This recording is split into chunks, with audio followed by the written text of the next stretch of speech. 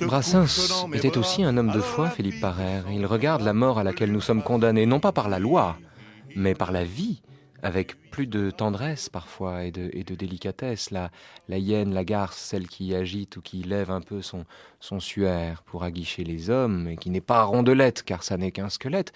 Il la regarde pourtant parfois avec tendresse. C'est notamment l'histoire de l'oncle Archibald qui trébuche, qui rencontre la mort et qui, au fond, reçoit de sa part une déclaration d'amour et s'en va content avec elle.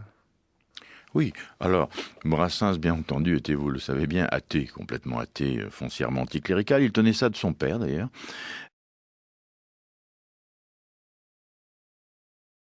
Fable, et je me demande si à cet égard Brassens n'est pas lui aussi un fabuliste. Oui, d'une manière claire, Brassens est un fabuliste, et c'est un fabuliste comme La Fontaine était fabuliste. C'est-à-dire que tous deux ont voulu utiliser les libertés qui sont accordées aux artistes qui voyagent dans les genres mineurs pour se permettre un certain nombre de choses. Il est vrai, comme vous le dites, et comme le dit Perrault, que La Fontaine est l'inventeur de la fable moderne, même s'il n'est pas l'inventeur de la fable, il n'est pas l'inventeur de l'apologue, mais la fable telle qu'elle existe dans notre littérature, elle existe à partir de La Fontaine seulement. Avant lui, Batru, Audin font des petits textes qui sont très pâles, qui ne sont pas en vers, et La Fontaine va utiliser le vers. Brassens va faire de même.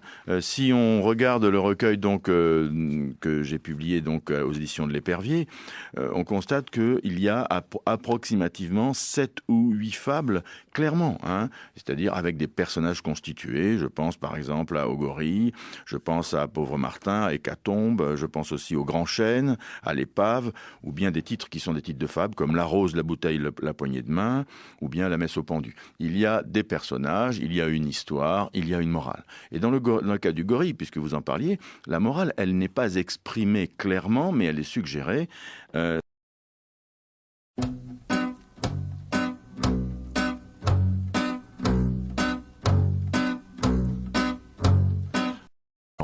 Et dans le cas du gorille, puisque vous en parliez, la morale, elle n'est pas exprimée clairement, mais elle est suggérée.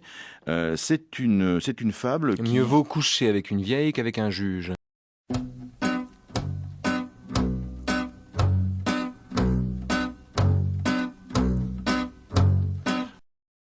C'est une fable qui... Mieux vaut coucher avec une vieille qu'avec un juge.